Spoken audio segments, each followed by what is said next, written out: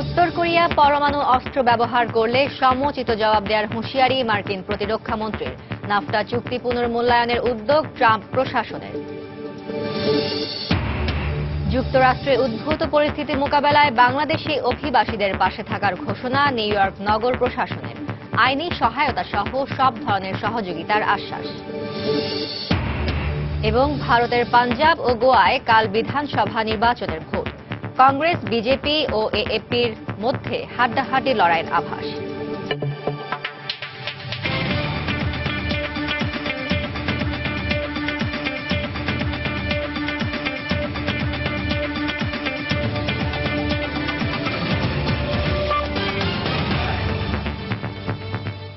আন্তর্জাতিক সময়ের সঙ্গে আছি আমি ফারজানা মুমু। উত্তর কোরিয়া পরমাণু অস্ত্র ব্যবহার করলে তার সমুচিত জবাব দেওয়ার হুঁশিয়ারি দিয়েছে যুক্তরাষ্ট্র। দক্ষিণ কোরিয়া সফররত মার্কিন প্রতিরক্ষামন্ত্রী জেমস ম্যাটিস বৃহস্পতিবার পিয়ংইয়ং এর প্রতি এই হুঁশিয়ারি দেন। এদিকে কানাডা ও মেক্সিকোর সঙ্গে বাণিজ্য চুক্তি নাফটাকে যুক্তরাষ্ট্রের জন্য বিপর্যয়কর উল্লেখ করে দ্রুত এটি পুনর্মূল্যায়নের উদ্যোগ নিতে বাণিজ্য মন্ত্রীকে নির্দেশ দিয়েছেন প্রেসিডেন্ট ডোনাল্ড ট্রাম্প। অন্যদিকে ইরানের ওপর নতুন মার্কিন নিষেধাজ্ঞা আসতে পারে বলে আভাস পাওয়া গেছে। দায়িত্ব নেয়ার পর প্রথম বিদেশ সফরে বৃহস্পতিবার দক্ষিণ কোরিয়ায় পৌঁছান মার্কিন প্রতিরক্ষামন্ত্রী জেমস ম্যাটিস। এদিন দেশটির প্রধানমন্ত্রী ও ভারপ্রাপ্ত প্রেসিডেন্ট হোয়াং কিও আনের সঙ্গে বৈঠক করেন তিনি। উত্তর কোরিয়ার হুমকি মোকাবিলায় ওয়াশিংটন সিউলের পাশে আছে উল্লেখ করে ক্ষেপণাস্ত্র প্রতিরক্ষা ব্যবস্থা থার্ড মোতায়েনে যুক্তরাষ্ট্রের সহযোগিতার অঙ্গীকার পুনর্ব্যক্ত করেন ম্যাটিস।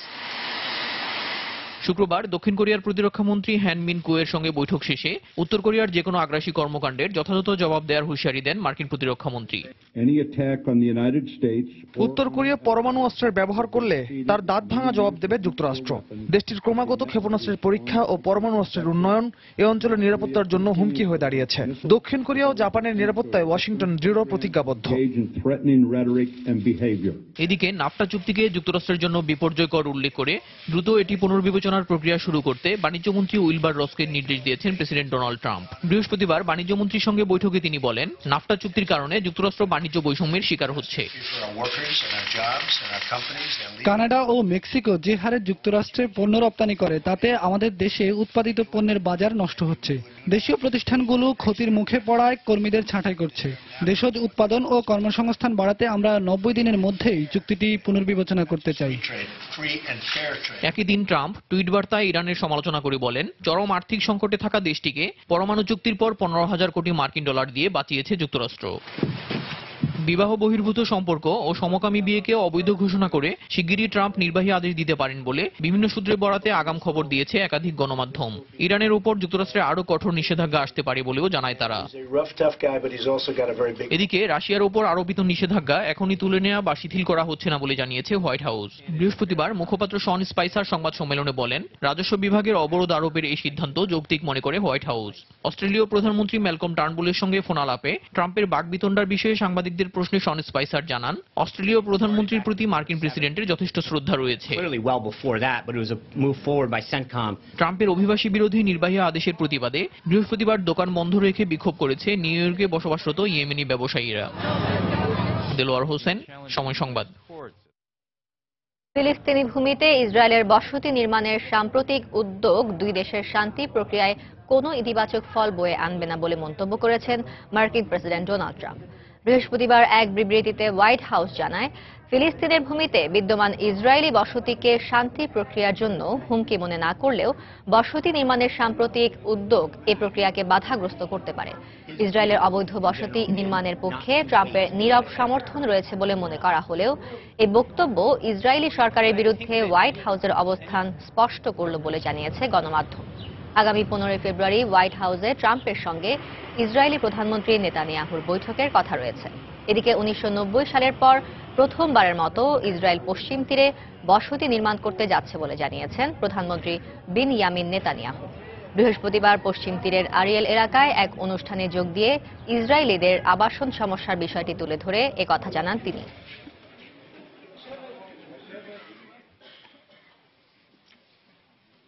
שותפים לכאב הגדול של 7টি মুসলিম দেশের নাগরিকদের যুক্তরাষ্ট্রে প্রবেশের উপর প্রেসিডেন্ট ডোনাল্ড ট্রাম্পের নিষেধাজ্ঞার পর উদ্ভূত পরিস্থিতি মোকাবেলায় বাংলাদেশি অভিবাসীদের আইনি সহায়তা সহ সব ধরনের সহযোগিতার আশ্বাস দিয়েছে নিউ ইয়র্ক নগর প্রশাসন। সিটি মেয়রের দপ্তর আয়োজিত এক কর্মশালায় নগর কর্মকর্তারা বলেন, নিউ ইয়র্কে বাংলাদেশি কমিউনিটিকে গুরুত্বের সঙ্গে মূল্যায়ন করা হয়। যুক্তরাষ্ট্র থেকে সিয়াবুদ্দিন কিসলুর পাঠানো তথ্য ও ছবি নিয়ে ডেস্ক রিপোর্ট। ডোনাল্ড ট্রাম্পের নিষেধাজ্ঞা জারির পর বাংলাদেশি পরিবারগুলোকে তাদের অধিকার সম্পর্কে সচেতন করতে এই কর্মশালার আয়োজন করে নিউ ইয়র্ক সিটি মেয়রের দপ্তর। এতে পুলিশের প্রতিনিধি, মানবাধিকার কমিশন সহ নগর প্রশাসনের শীর্ষ কর্মকর্তারা উপস্থিত ছিলেন। কর্মশালায় যে কোনো হয়রানির ক্ষেত্রে সহায়তার আশ্বাস দেওয়ার পাশাপাশি বর্তমানে প্রচলিত বিভিন্ন সুযোগ সুবিধা গ্রহণের জন্য বাংলাদেশি অভিবাসীদের প্রতি আহ্বান জানান নগর প্রশাসনের কর্মকর্তারা। আপনারা ভয় করে সন্তানদের স্কুলে অনুপস্থিত রাখবেন না। আমাদের স্কুলের শিক্ষকরা আপনাদের যে কোনো সহযোগিতা দেওয়ার জন্য তৈরি রয়েছে। ট্রাম্প অভিবাসীদের উপর যে নিষেধাজ্ঞা আরোপ করেছেন তা যুক্তরাষ্ট্রের নীতির সঙ্গে যায় না। নিউ ইয়র্কের মেয়র বিল ডি ব্লাসিও অভিবাসীদের সুরক্ষায় বিভিন্ন পদক্ষেপ নিয়েছেন। নিউ ইয়র্ক সিটিতে প্রত্যেক কমিউনিটির মানুষ নিরাপদ। অনুষ্ঠান শেষে মেয়রের প্রতিনিধি ডক্টর সারা সাইদ সময় সংবাদকে বলেন, বাংলাদেশি কমিউনিটির পাশে রয়েছে নগর প্রশাসন। বাংলাদেশিরা আমাদের অন্যান্য কমিউনিটির মতোই গুরুত্বপূর্ণ একটি কমিউনিটি। তাদেরকে গুরুত্বের সঙ্গেই মূল্যায়ন করা হয়। যে কোনো প্রয়োজনে নগর কর্মকর্তারা বাংলাদেশি কমিউনিটির পাশে থাকবে। আর বৈরী পরিস্থিতি মোকাবেলায় বাংলাদেশি কমিউনিটিকে অধিকার সচেতন হওয়ার পরামর্শ দিলেন মেয়র দপ্তরের এই কর্মকর্তা। বাংলাদেশি সহ সকল অভিবাসীর ভালো মন্দ দেখার ব্যাপারে আমাদের মেয়র অনেক আন্তরিক। আপনার কাগজপত্র আছে কিনা বা আপনি কোন কমিউনিটির লোক সেটা কোনো বিষয় না। নিউ ইয়র্ক প্রশাসন সকল কমিউনিটির প্রতিটি লোকের নিরাপত্তা দিতে প্রতিশ্রুতিবদ্ধ। আমরা বিশ্বাস করি নিউ ইয়র্ক শহর সবার জন্য নিরাপদ। মুসলিম সংখ্যাগরিষ্ঠ 7টি দেশের নাগরিকদের যুক্তরাষ্ট্রে প্রবেশে ডোনাল্ড ট্রাম্পের নিষেধাজ্ঞা জারির আদেশকে চ্যালেঞ্জ করে বেশ কয়েকটি রাজ্যে মামলা দায়ের করা হয়েছে। এরই মধ্যে ইয়েমেনের নাগরিকদের যুক্তরাষ্ট্রে প্রবেশের অনুমতি দিয়েছে ক্যালিফোর্নিয়ার লস অ্যাঞ্জেলেসের ফেডারেল আদালত। সময় সংবাদ, নিউ ইয়র্ক, যুক্তরাষ্ট্র। আন্তর্জাতিক সময় আরো দেখবেন, ইউক্রেনের বিরুদ্ধে পরিকল্পিতভাবে পূর্বাঞ্চলের সংঘাত উস্কে দেওয়ার অভিযোগ পুতিনের। ক্রিমিয়ায় দখলদারিত্ব বন্ধে মস্কোর প্রতি জাতিসংঘে মার্কিন রাষ্ট্রদূতের আহ্বান।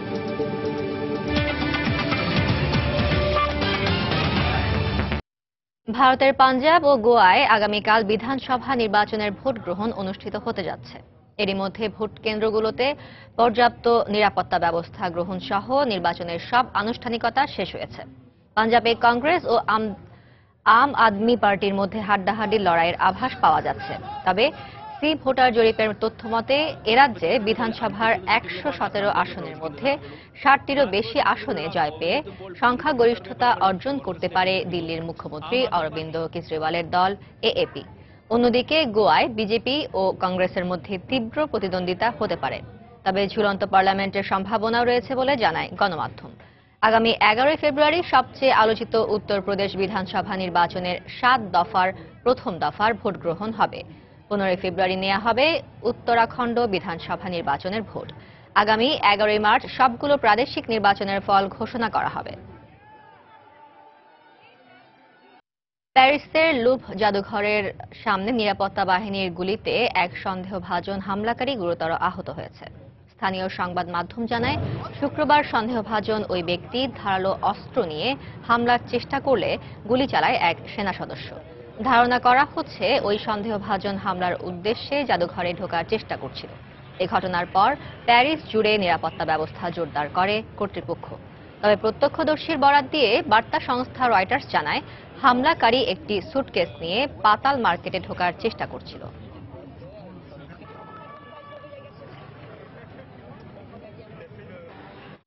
নিউ ইয়র্কের জন এফ কেনেডি বিমানবন্দরে আটক এক বাংলাদেশি যুবকের বিষয়ে শুনানির দিন ধার্য করা হয়েছে।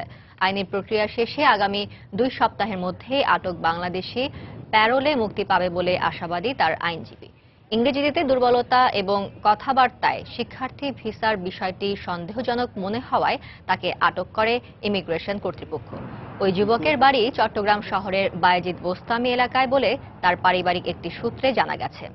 তবে তার বিস্তারিত পরিচয় প্রকাশ করেনি কর্তৃপক্ষ।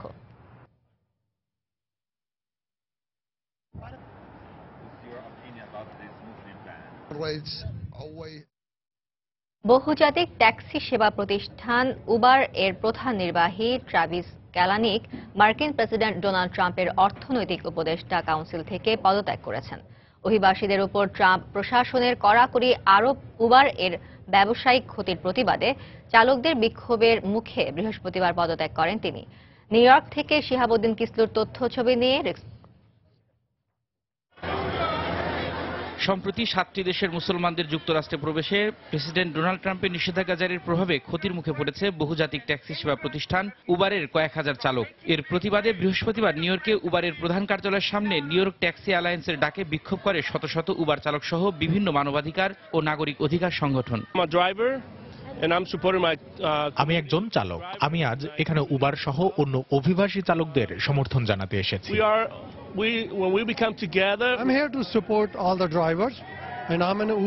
আমি একজন ভারতীয় নাগরিক। 2013 সাল থেকে উবারের চালক হিসেবে নিউ ইয়র্কে কাজ করছি। ডোনাল্ড ট্রাম্প এখন 7টি দেশের নাগরিকদের প্রবেশে নিষেধাজ্ঞা জারি করেছে। পরবর্তীতে আরো দেশের উপর কড়াকড়ি আরোপ করবে। এতে একসময় হয়তো সব অভিবাসী এখানে চাকরি হারাবে। Muslim population than a lot of other nations. আয়োজক সংগঠনের সভাপতি ভৈরবী দেশাই মুসলমানদের নিষিদ্ধ করা এবং সীমান্তে দেয়াল সহ অভিবাসী বিরোধী নীতির কঠোর সমালোচনা করেন। আমরা সব অভিবাসী ও মুসলিমদের পক্ষে। প্রেসিডেন্ট ট্রাম্পের উচিত মুসলিম অভিবাসীদের ওপর থেকে নিষেধাজ্ঞা প্রত্যাহার করা, আর উবার কর্তৃপক্ষের উচিত তাদের অভিবাসী চালকদের স্বার্থ রক্ষা করা। উবারের চালক, মানবাধিকার ও নাগরিক অধিকার সংগঠনের বিক্ষোভের মুখে বৃহস্পতিবার ট্রাম্পের উপদেষ্টা কাউন্সিল থেকে পদত্যাগ করেন উবারের প্রধান নির্বাহী কর্মকর্তা ট্রাভিস ক্যালানিক। নিউ ইয়র্কে প্রায় 40,000 মানুষ উবার অ্যাপ ব্যবহার করে জীবিকা নির্বাহ করে। এর মধ্যে প্রবাসী বাঙালির সংখ্যা প্রায় 5,000। সময় সংবাদ, নিউ ইয়র্ক, যুক্তরাষ্ট্র। আন্তর্জাতিক সময় আরো যা দেখবেন। রোমানিয়ায় দুর্নীতিবাজ কর্মকর্তাদের মুক্তি দিতে রাজি করার ডিক্রি বাতিলের দাবি প্রত্যাখ্যান। তৃতীয় দিনের মতো সরকার বিরোধী বিক্ষোভ।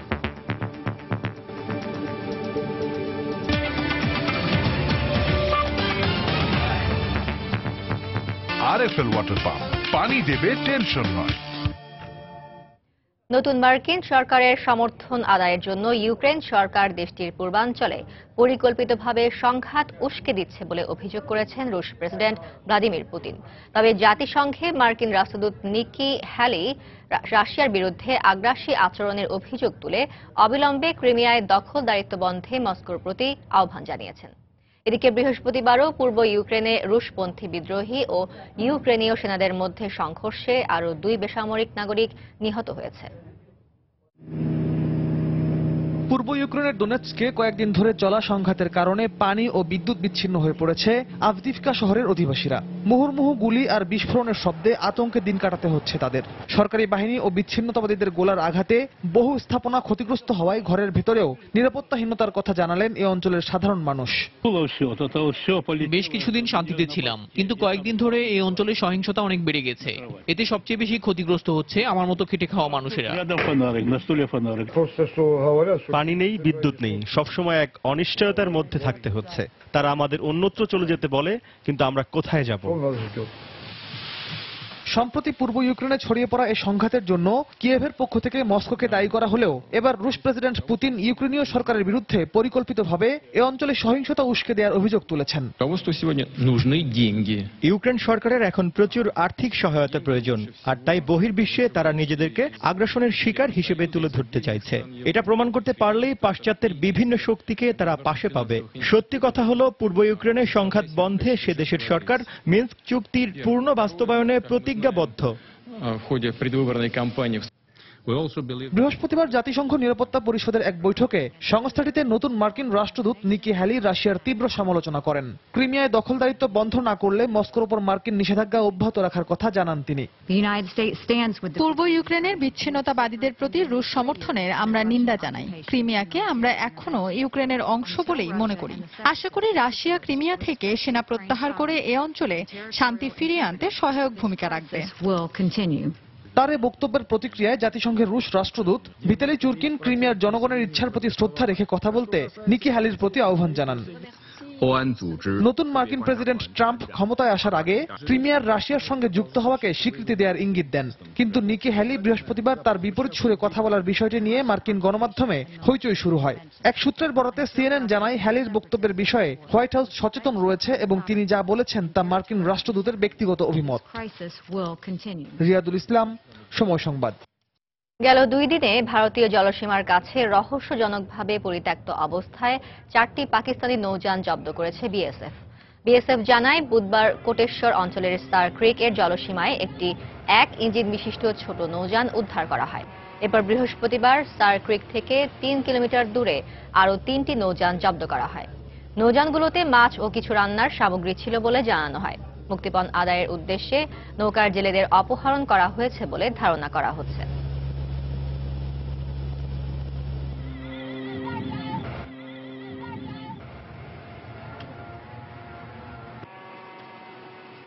ব্রেক্সিটের বিষয়ে পরিকল্পনা নিয়ে শ্বেতপত্র প্রকাশ করেছে যুক্তরাজ্য সরকার। বৃহস্পতিবার প্রকাশিত এই শ্বেতপত্রে ইউরোপীয় ইউনিয়ন থেকে বেরিয়ে যাওয়ার পর অভিবাসন ও শুল্ক বিষয়ে নতুন আইন প্রণয়ন করলে যেন কোনো রকম বাণিজ্যিক জটিলতা সৃষ্টি না হয় সে বিষয়ে পরিকল্পনা তুলে ধরা হয়। ব্রেক্সিট বিষয়ক মন্ত্রী ডেভিস ড্যাভিস হাউস অব কমন্সে বলেন, অভিবাসী নিয়ন্ত্রণ ও ইইউ থেকে বেরিয়ে অভ্যন্তরীণ আইন প্রয়োগের ক্ষমতায়ন সহ 12টি লক্ষ্য এই পরিকল্পনায় অন্তর্ভুক্ত করা হয়েছে। ব্রেক্সিটের পর বাণিজ্য, অভিবাসন, সীমান্ত, সার্বভৌমত্ব এবং স্কটল্যান্ড, ওয়েলস ও উত্তর আয়ারল্যান্ডকে আরও বেশি ক্ষমতা প্রদানের বিষয়েও এই শ্বেতপত্রে বলা হয়েছে।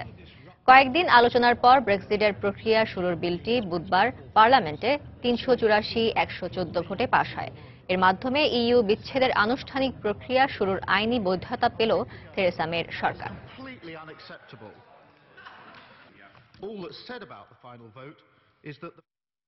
ইউরোপীয় পার্লামেন্টে ট্রাম্পের পক্ষে কথা বলার সময় অভিনব এক প্রতিবাদের মুখে পড়েছেন যুক্তরাজ্যের ইন্ডিপেন্ডেন্ট পার্টির সাবেক নেতা ও ব্রিটিশ পার্লামেন্টের সদস্য নাইজেল ফারাজ।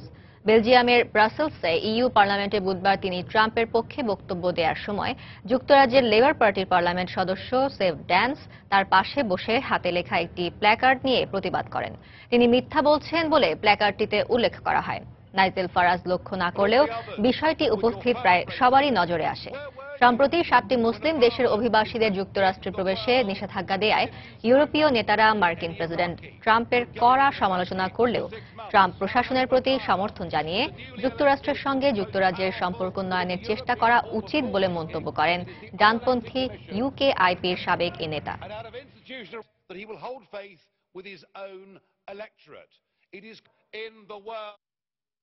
দুর্নীতিবাজ কয়েকজন কর্মকর্তাকে মুক্তি দিতে রোমানিয়ায় জারি করা ডিক্রি বাতিলের দাবি প্রত্যাখ্যান করেছে দেশটির সরকার। ডিক্রি বাতিলের দাবি প্রত্যাখ্যান করায় বৃহস্পতিবার 3য় দিনের মতো বিক্ষোভ করা হয়।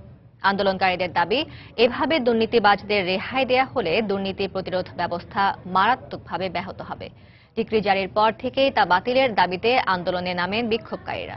মঙ্গলবার বিক্ষোভের প্রথম দিন প্রায় 2.5 লাখ মানুষ এতে অংশ নেয়। পরে রাজধানী বুখারেস্ট থেকে শুরু করে প্রতিটি শহরে ডিক্রি বাতিলের দাবিতে এ আন্দোলন ছড়িয়ে পড়ে। বৃহস্পতিবার পুলিশের সঙ্গে আন্দোলনকারীদের সংঘর্ষের ঘটনা ঘটে। পুলিশ কয়েকজন বিক্ষোভকারীকে আটক করে বলেও জানা গেছে। এদিকে বিক্ষোভকারীদের দাবি সরকার প্রত্যাখ্যান করায় উদ্বেগ প্রকাশ করেছে ইউরোপীয় ইউনিয়ন।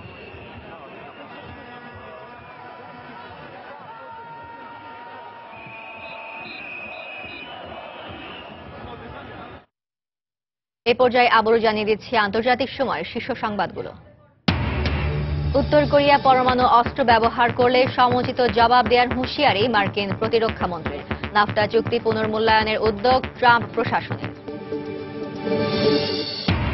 যুক্তরাষ্ট্রে উদ্ভূত পরিস্থিতি মোকাবেলায় বাংলাদেশি অভিবাসীদের পাশে থাকার ঘোষণা নিউ ইয়র্ক নগর প্রশাসনের। আইনি সহায়তা সহ সব ধরনের সহযোগিতার আশ্বাস। এবং ভারতের পাঞ্জাব ও গোয়ায় কাল বিধানসভা নির্বাচনের ভোট। কংগ্রেস, বিজেপি ও এএপির মধ্যে হাড্ডাহাড্ডি লড়াইয়ের আভাস।